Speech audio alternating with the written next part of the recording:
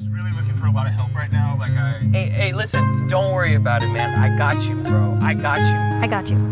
Trust me. You can trust me. I got your back.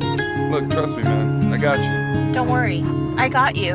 Confía en mí, todo va a estar bien.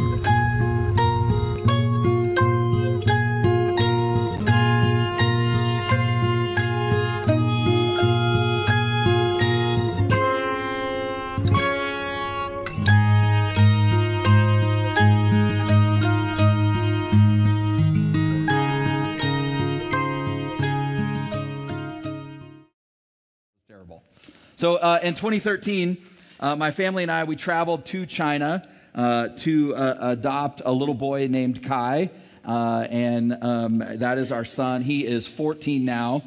He was 3 at the time. It was a really long trip, and when we got into our hotel in Beijing, we were traveling with an adoption agency, and there were other families. There's a large group of families that were all traveling there together to adopt kids, and we were the first to arrive. And so they took us to our hotel, and we were jet-lagged. We've been traveling a long time, but we were super hungry. And because everybody was coming and going, the guide was driving back and forth from the airport, and so he was like, do me a favor, just stay at the hotel. Just don't leave. Stay at the hotel. And so we're like, okay, we'll stay at the hotel. And we were on our own for dinner, so we just decided to go downstairs. And we were in a pretty decent hotel, and so we decided to eat at the restaurant in the hotel. And when we were looking at the menu, we couldn't decide what to get, and I was really hungry, and I was really wanting a burger. And they had, I know, in Beijing, and on the menu, they had a burger. It said Real American Chicken Hamburger. And I was like, I don't know what that means. And so I started asking the question of our server, and our server kept just saying, oh, yeah, it's good. It's very good. It's good. It's good. It's very good. And I thought, oh, why not? Like, what's the worst that could happen? I'm going for it. And so I ordered the Real American Chicken Hamburger along with a Caesar salad. But I knew I was in trouble when the Caesar salad came out. And I dug in, and it was a salad that was basically romaine lettuce that had been tossed in nothing but mayo. It was not Caesar dressing. It was just mayonnaise. And so I was like, I don't know how this is going to go. And I don't know. When the burger came out, I ate a few bites. I don't know. It wasn't chicken, and it wasn't a burger. I don't know what it was, but I can tell you what it wasn't. It wasn't good. It wasn't very good. It's those moments where you go like, this is why I have trust issues. It said it was a chicken hamburger, and I thought it was going to be a chicken hamburger. I mean, if you can't get a Real American Chicken Hamburger in Beijing, China, where can you get one, you guys? Like, I don't know, what do you want from me? So looking back, it was kind of obvious, but I placed all of my burger trust in somebody that didn't deserve it.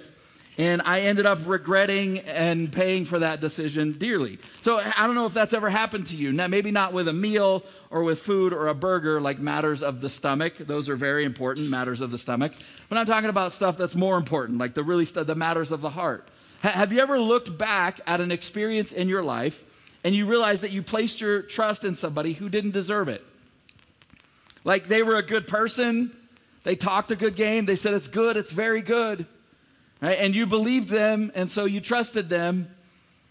And like you don't know if it's that they couldn't or that they wouldn't deliver on all the things that they said, on the trust that they promised.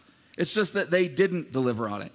And the fallout of that broken trust was so much worse and lasted way longer than feeling a little bit queasy and nauseous in Beijing for 24 hours because you ate a chicken burger. So last week, we kicked off this series called Trust Issues, and we began by talking about why trust matters. But I wanted to start this morning with maybe an even more fundamental question. Like, what even is trust? What is it? I mean, we all know it when we see it. We've all felt it. We've all seen its impact, and we know when a relationship has it and when it doesn't, but what is it? So there's a lot of different definitions up there, and I took the liberty of like taking some of the best parts of different ones that I liked and mashing them together and making my own definition of trust. And so I wanted to give that to you this morning. So trust is the choice to risk making something that's important or valuable to you vulnerable to the input or actions of somebody else. It's something that you love and that you care about, and you're going to take the risk of making that thing that you love and care about vulnerable to the input or actions of somebody else. It's a choice, and it's risky. It's vulnerability with something that you love and something you value, something that's really important to you. See, you will never accidentally trust somebody. It's always going to be a choice. Also, there's no such thing as trust that doesn't have risk involved. It will always be risky because it involves you being vulnerable with something that's important to you. And the more that we entrust something that we love and value to somebody, the more vulnerable we feel, the more vulnerable we are, the more vulnerable we have to be in order to do that thing. Which is part of what makes trust so tricky, right? Because on the one hand, we talked a lot about this last week, we cannot live or function without trust in our life. We are neurologically and physiologically and psychologically, emotionally, even spiritually wired by God to trust. And so from the moment we're born and we're held in our mother's arms and we lock eyes with her and we're connected and bonded to her, from that point forward, trust fuels and drives everything about us, everything about our lives. And that's where the problem is. Like that, we're wired for trust. We're wired for this thing that makes us feel vulnerable, but we often don't know how it works or why it works. I mean, every single one of us knows the pain, knows the destruction that comes from broken trust. We've all trusted people that we thought were trustworthy, but who turned out not to be. And so one of the main things that we talked about last week is that trust is earned, not awarded. This is something that Jesus taught in a parable we're going to talk a little bit about later. But that trust is earned, not awarded. It's not just something you give away, it's earned. Which I think all of us get, and all of us would probably agree, even though we've probably been guilty of or made the mistake of giving trust to somebody who hadn't earned it. And so we all get that, but then, okay, where do you go from there? I mean, it's a good starting point, but also it's incomplete because the question then becomes, well, how? How is it built? How is trust earned? What does it look like to earn somebody's trust? And maybe, like me, you have trusted people who didn't deserve it. But then you've also distrusted people who actually turned out to be trustworthy. I don't know if that's ever happened to you. Where you just got kind of a weird vibe, like their personality didn't really click with you, but it turns out like after you spent some time with them and you got to know them, like they're completely trustworthy. So what is it? Is it just random luck? How do we figure this out? Well, I wanted to begin looking at the scriptures in a place in the Old Testament in one of the wisdom books. A couple of verses found in a book called Proverbs. So Proverbs chapter 3, verses 5 and 6, there's some of the most famous verses in all of the scriptures. We're not going to look at those. We're going to look at the verses right before them. And it says this in Proverbs chapter 3, verse 3 and 4. It says, let love and faithfulness, or love and trustworthiness, let love and faithfulness never leave you. Bind them around your neck. Write them on the tablet of your heart. Then you will win favor and a good name in the sight of God and man. So we talk a lot about love in our church, in our culture, and we should. But notice how he talks about love and trust, love and faithfulness. They go hand in hand. So that you can be a loving person, but if you're not trustworthy, you're going to struggle in your life and with your relationships. And notice the time factor that he includes in what he writes, in the language. He says, let them never leave you. This isn't a one-time thing. This isn't like trust happens because you followed through once or it was a one-time decision. It isn't something that can be built overnight. It's earned over time. Let them never leave you. Let love and trust never leave you. And we're going to get into why in a little bit. But then he says something I think that's really interesting. He says, bind them around your neck and write them on your heart. And the implication is that both your heart and your head need to be involved when it comes to love and trust. And this is huge. I don't want you to miss this because I think it's a foundation of how we're going to navigate what trust is and how it's built and what it looks like. Because it's the beginning of understanding the process of where trust comes from. See, when it comes to trust, most of us work almost exclusively from our heart. We fall in love. We hit it off with a new friend. We vibe with people. We want the deal so bad to go through. Like we just have this, we work from our heart, whatever it is. And when that happens, our brains are flooded with all of these amazing chemicals, and it all just feels so right and so good. And this has got to be the right thing, is to make this move, is to trust this person, is to pledge my life to them. Like whatever it is that we're doing. And so our brains are completely flooded with all these, and we're just kind of high, right? But our brains and our minds are two different things. See, the truth is, healthy trust takes balancing the feelings and desires and the intuition of our hearts with the wisdom and the sobriety and the judgment of our minds. Bind them around your neck. Write them on the tablet of your heart. It's a partnership between your heart and your mind, and they're both necessary to build healthy trust. And then in verse 4, he says this. He says, if you will do this, when you do this, when you approach your life this way, when you live like this, then you'll have favor and a good name with God and people. Then trust will be built. Then people will trust you, and you'll start developing a healthy sense of who to trust and who not to. See, trust doesn't have to be this fuzzy, mysterious, luck of the draw sort of crapshoot. There's a process of growing and developing and building our trust muscles.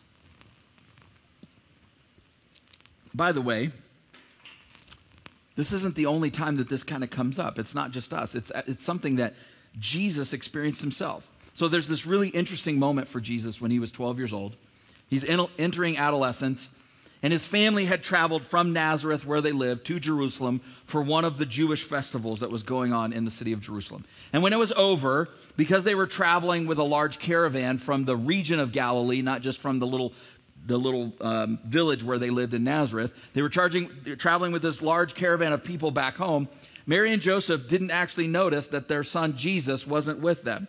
And it wasn't until they had traveled a full day, that Luke tells us, that they actually noticed that he wasn't around. They start looking around. Where's Jesus? Anybody seen Jesus? Who's got Jesus? Oh, he was with Uncle so-and-so. Okay, where's Jesus? Is Jesus with you? Oh, I thought he was with you. No, where's Jesus, right? They don't know where Jesus is. And that should make you feel pretty good about your parenting, because at least you never lost the Lord. You may have lost your kid, but you didn't lose the Son of God. And so they turn around and they go back to Jerusalem to find him. And Luke tells us it takes them another 3 days. So a full 4 days pass that this mom and dad are separated from their son. Don't you know there was some high emotions going on? Look at what happens in Luke chapter 2, verse 46. It says, after 3 days, they found him in the temple courts, sitting among the teachers, listening to them and asking them questions. And everybody who heard him was amazed at his understanding and his answers. When his parents saw him, they were astonished. And I want you to know in this story, there's a very valuable lesson in that the dad, Joseph, says nothing. And the mom, Mary, does all the talking. And she says, why have you treated us like this, Jesus? Your father and I have been anxiously searching. Moms, admit it. Everything that happens is very personal to you. Why did you do this to me? Why did you treat me like this, Jesus? Your father and I have been anxiously searching for you. And Joseph's just standing behind her like, what she said, Jesus. And then Jesus responds. And he says, why were you searching for me? Isn't that a funny question? Didn't you know that I had to be in my Father's house? I love this, but they had no idea. They didn't understand what it was he was saying to them. They had no clue.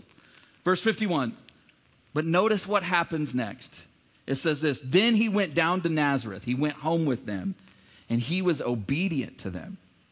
But his mother treasured all these things in her heart.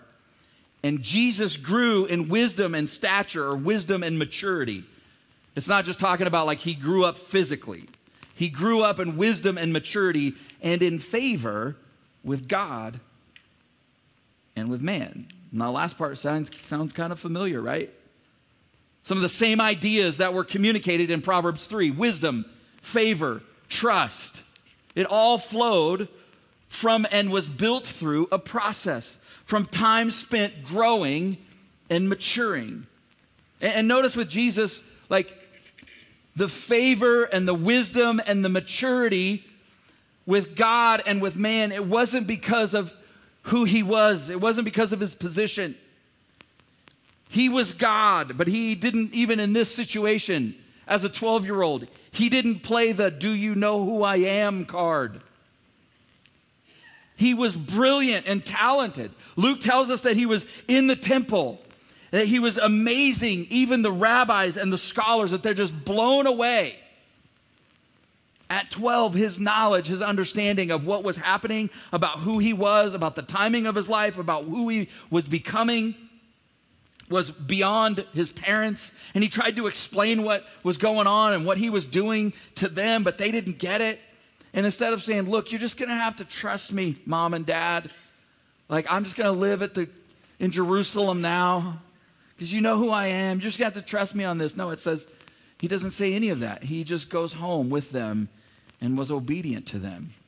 See, the point is that there is a process to growth and development and maturity. And part of that process includes the growth and development and building out of trust. So in his book called Trust, Dr. Henry Cloud, he actually talks about how the science has identified 5 essential ingredients for trust, that they're these building blocks that are necessary for trust to grow. So in my family, our kids all love Legos, and so we have a bajillion Legos. And when I was a kid, they didn't, I don't remember them coming in packs where you built a specific thing. You would just buy a bag of random pieces. And so I never played with Legos because I was not imaginative enough. It was like I could make a square, a box. Look, I made a different square. I made a bigger square. Now this is a smaller square that goes inside that square. I just couldn't figure it out. But now they're super elaborate, and honestly, they're actually making them mostly for young men now, because they're like Lord of the Rings this and Star Wars that, and this is $800 Death Star, and it's not like a 7-year-old's buying that. Anyway, it doesn't matter. My kids love Legos. And every once in a while, I'll mess with them, and when they start to build, I'll take the book away, or I'll grab a couple of pieces and take them away and just watch them try to noodle it through and figure it out. And see, I think sometimes that's the way it is with us in trust. It's there's these ingredients, there's these blocks that we need in order to build trust, but we don't know what they are. We don't know the picture we're looking at. We don't have the instructions. We don't know if this is the piece or if that's the piece. And so I want to give these to you because I think it's helpful to us. So there are 5 essentials to trust, and they're at the core of the process of how trust develops for us. And here they are. They're understanding, motive, ability, character, and track record. And so if trust is missing or takes a hit in one of your relationships, chances are it's because one of these got broken. One of these is missing. One of these wasn't present.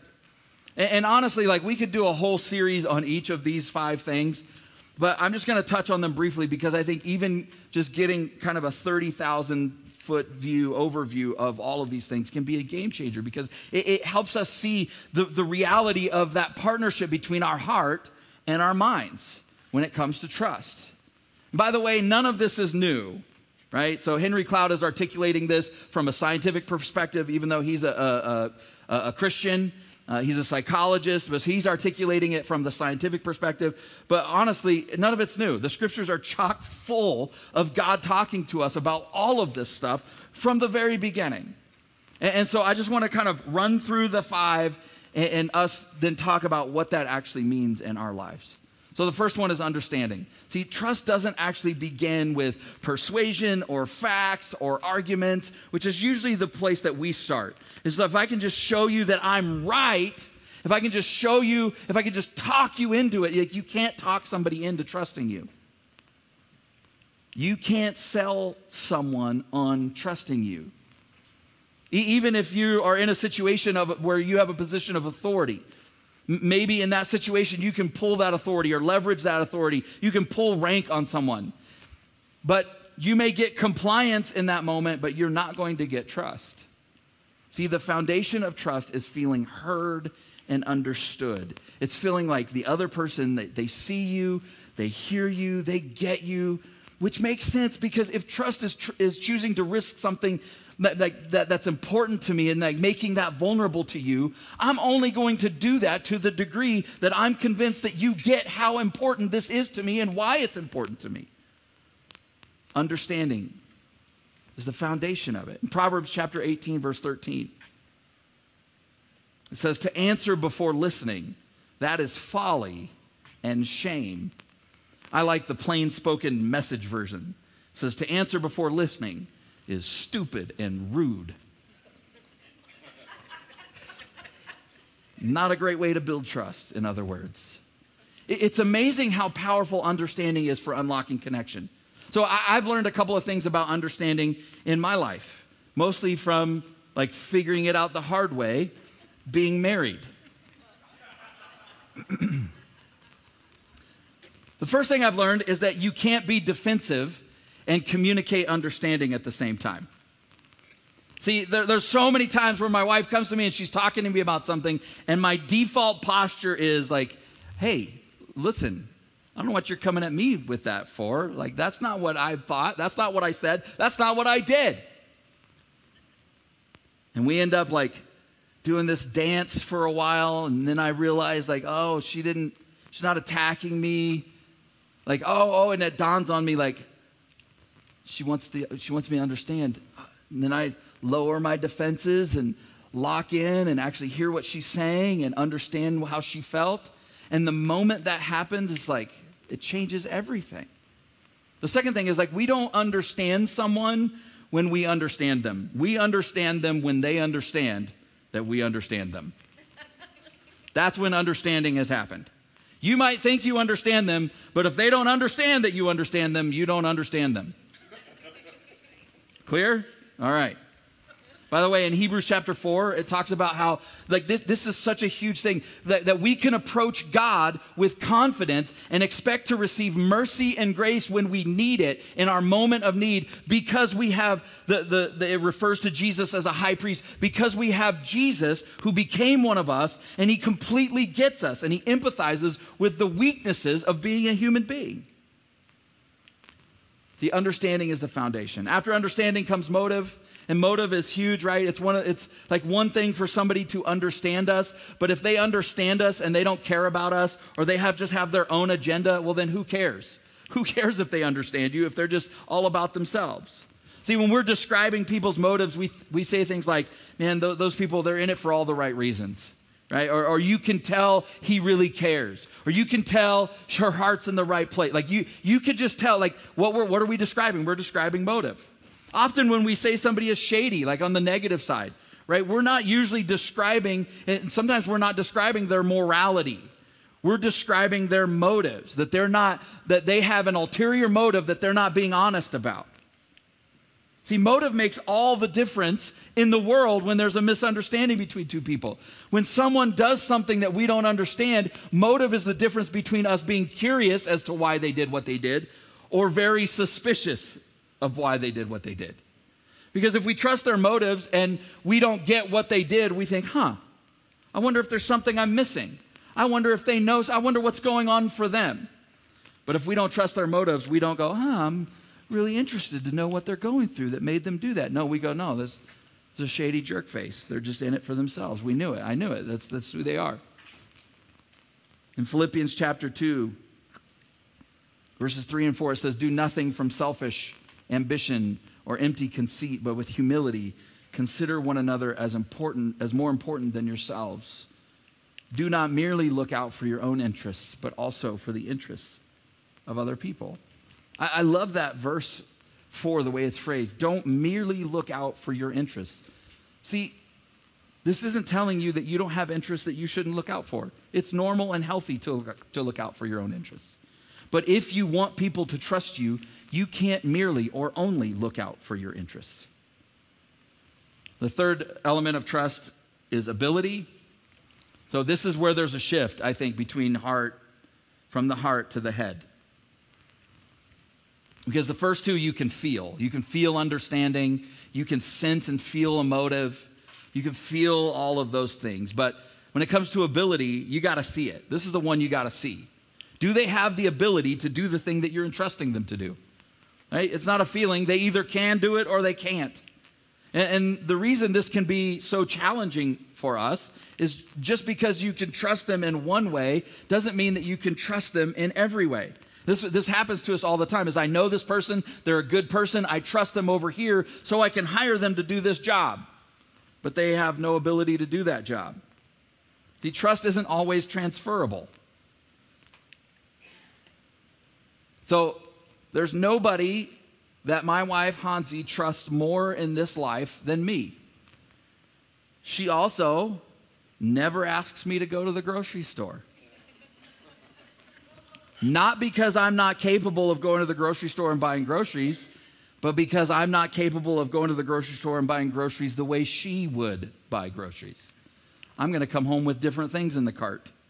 I got my own style, and she don't like that. She don't trust me. And I'm okay with that. And the truth is, like, this is one of those just realities of, like, we all have different gifts and abilities. Not everybody can or should be trusted with everything in your life. In fact, in Ephesians chapter 2, verse 10, the Apostle Paul writes these words: we are God's masterpiece, and he's created us new in Christ Jesus so we can do the good things he planned for us long ago.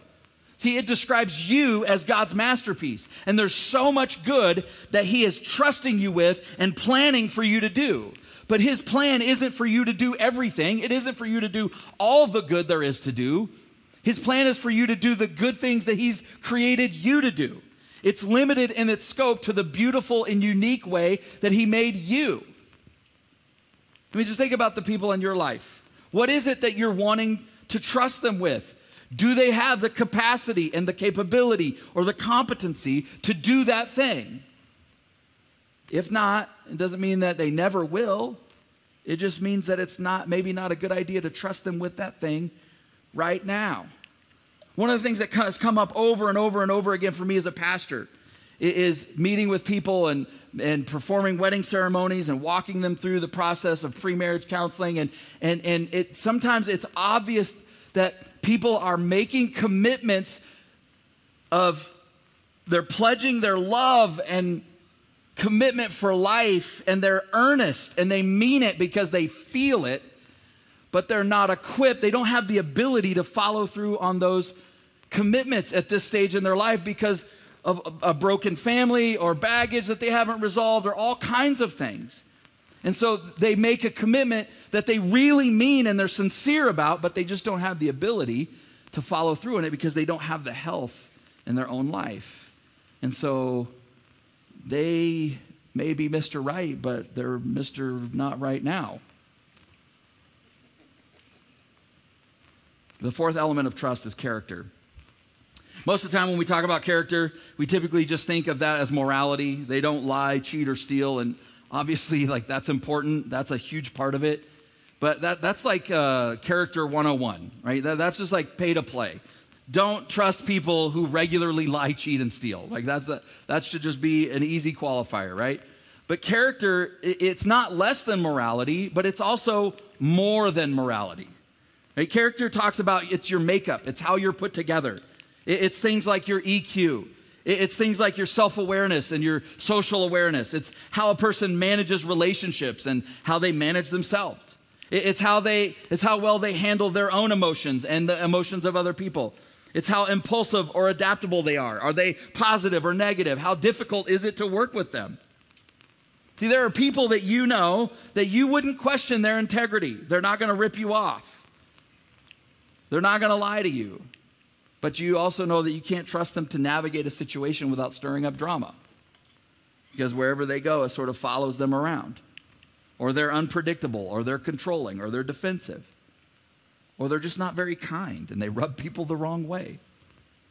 See, when you trust something to them in those situations, you always end up having to go behind them and put out the fires and clean up the mess. We all know people like this. In fact, just point at them right now so we can all identify them and stay away from them. There's a great picture in Proverbs 25:19 of this. It says this, it says, like a broken tooth or a lame foot is reliance on the unfaithful in the time of trouble. I mean, a lame foot is better than no foot, but you'd rather find something, you'd rather have a foot that actually is working for you and not against you, right? Does this person have the makeup? Does it make sense to trust this thing to them? They might have the ability, but are they just going to blow it up? The last element is track record. I don't know what it's like where you work, but when I show up for a meeting, a work meeting, because we're a part of a multi-site church, and so I have regularly every week have meetings, and because all of the rest of our organization is not here, it's usually a Zoom meeting, and when I show up for a meeting, there's always somebody who's late, always, and some people, when they're late, you wait for them to start the meeting. People start going, hey, has anybody heard from them? Like, this really isn't like them. Maybe somebody call them and check and see if they're okay. They're never late.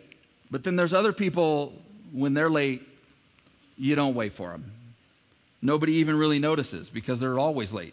Nobody thinks to check on them. That's just who they are. Oh, he'll be here in about 10 minutes. She'll be here in about 15 minutes. That's track record, right? In every interaction you and I have, everybody is making a mental map of you and me, right? We're all making these mental maps of each other, not because we're judging each other, but because trust is built on patterns. It's not built on promises. It's not built on what we say. It's built on who we are and what we do. And unless something changes in our lives, the best indicator or the best predictor of what you're going to do in the future is what you've done in the past. Last week, we looked at part of this parable that I mentioned a few minutes ago in Luke chapter 16. And Jesus actually makes this observation, which I think is exactly what we're talking about when it comes to track record in verse 10. He says, whoever can be trusted with very little can also be trusted with much. And whoever is dishonest with very little will also be dishonest with much. That's track record. Don't trust somebody who has no track record with something that's important to you. Track records take time to build. There are no shortcuts. One of my favorite authors, he writes a lot about like leadership and organizational leadership and stuff. His name's Seth Godin. And I love what he says. He says, things that look like shortcuts are often usually detours disguised as less work. And I would add, and they almost always undermine trust when you try to take a shortcut. Look, nobody's perfect. Nobody has a perfect track record. But if you mess up, fess up, own it, address it. When you make a mistake or you do the wrong thing or you missed a deadline or you betrayed a trust, the way you respond to that situation, the way you handle it will either build trust or it will further erode it. Understanding, motive, ability, character, track record. That is how trust is built. It doesn't have to be fuzzy or vague or mysterious. Trust isn't built on feelings and promises, but on relevant, observable behavior over time. It's a process. It's earned through a process that you can see and you can map. Now, obviously, this has massive implications and applications for our personal relationships. But I wanted to maybe take sort of a left turn here, and I want you to think about this just in terms of our faith. I mean, think about trust and think about these 5 elements of trust. Doesn't this explain a big chunk of why it's become so hard in our culture for churches to reach people who don't believe or who used to believe but walked away? And maybe this is your experience. It's because there was just no trust. Something happened that broke that trust. People don't feel understood. They don't trust the motives. They're not sure we're the ones with the answers to begin with. And even if we are, they're not really sure that they could trust our character. And often our track record for living out the love and the grace and the truth of who Jesus is isn't super great. And here's the thing. Jesus is all of these things. He's demonstrated over and over and over and over again. Every single one of these things in big ways and small ways. We don't have time, but you can go just open the New Testament and follow Jesus through the Gospels and look at some of the healings or miracles that he did. And the very first one that he performs is he turns water into wine at a wedding. And when I was thinking about all of these things, I was like, all of this stuff is present in this story that nobody would ever know. He's just there because his family, it's a family friend, and his mom comes over and gets him involved. And it's not a big thing in the story of humanity that a wedding reception ran out of wine. But Jesus steps into it, understanding this is a big deal to the folks that are here. Like all of this, you can go through all of the story of the life of Jesus. And that's why you can trust him, ultimately putting our needs above his own, giving his life. So you can trust him with your life. And honestly, that's the reputation I want our church to aim at. I want our church to have with people. Is that I don't necessarily believe what those people believe, but here's what I know. I know they believe it. You can tell they believe it. They live it. I'd let them watch my kids. I'd hang out with them at a dinner party. And then finally, when it comes to you and me, just think for a minute. Think for a minute about a time that trust was missing or someone broke it. Which of those 5 things was it? Did you trust somebody to do something they didn't have the ability to do? Did you trust somebody who doesn't have a track record doing it? Did you trust somebody who didn't have the makeup or the character to be able to follow through and make that thing happen? Maybe it's the other way around for you. Maybe in your life there's somebody who doesn't trust you and you haven't been able to figure out why. And maybe now you can start to do a little bit of investigating and start figuring out what is it that's missing. How can you put it together? Does it they don't feel understood by you? Do they not trust your motives? What about the next time somebody's trying to win your trust? You don't just have to go with your gut. You actually can know what to look for. You can look for what's missing. You can begin the process of building it. There is one sort of monkey wrench to all of this. What is it that you do when all 5 of these boxes are checked, but you still don't trust them? What do you do then? What does that mean? That's what we're going to tackle next week. Let love and faithfulness never leave you. Bind them around your neck and write them on your heart.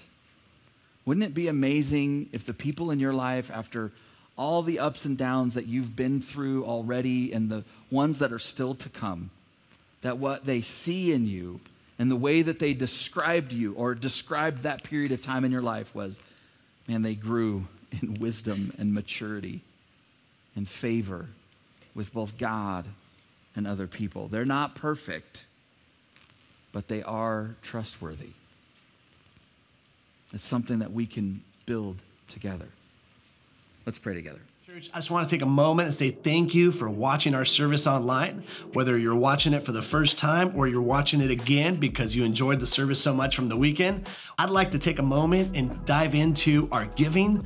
Every week we give people the opportunity to give back and give to the local church so that God can continue to bless your lives and bless your finances. Here at South Hills, we believe that everything comes from God. We believe that He's the one that chose us and brought us into this world, gave us our gifts and talents and abilities. And I just want you to know that when we give, we are giving back what God has already given to us. If you've ever seen any of our envelopes at a South Hills campus, you'll see on there that it says, every week at South Hills, your generosity is giving people the opportunity to live a better story. And there's a scripture on there in Matthew chapter 6, verse 21 that says, where your treasure is, there your heart will be also. So I want to encourage you today to click down below and set up your giving, whether it's for the first time or whether you're doing reoccurring giving. We have 4 ways to give here at South Hills. 1, you can do it in person at any of our campuses through an envelope. Or 2, you can actually text any amount that you would like to 84321 one. And the third way is to download our Church Center app. I encourage you to do this one because the Church Center app gives you opportunity to stay connected with our church and your campuses. It's a great tool and resource for you to know what's going on. And the fourth way to give is to give online. You can go to southhills.org/give and you can set up your giving there. Whether you're a guest of our church or whether you are a member of our church, whether you simply just like to watch our services, I encourage you to trust God with your finances so that He can bless and anoint your finances and you can be trusting God in this journey of living life to the fullest. I love you and thank you for watching our online service today.